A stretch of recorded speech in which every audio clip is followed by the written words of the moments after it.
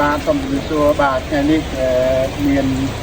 សេចក្តីសំណើរីណាស់ដែលបានមកជួបបងប្អូនជាសហគ្រិនហើយបងប្អូនក៏ជាអ្ន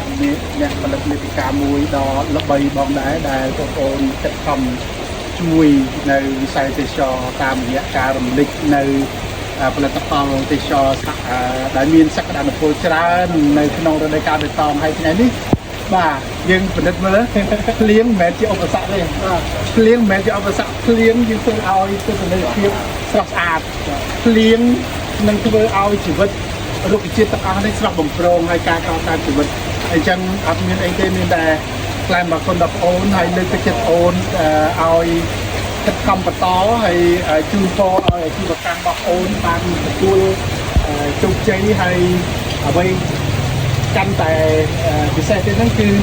នឹងទទួលបានការគ្រប់គ្រងជាច្រើនទាំងប្រជាជាតិទាំងអន្តរជាតិបាទសូមអរគុណណាបាទសូមអរគុណ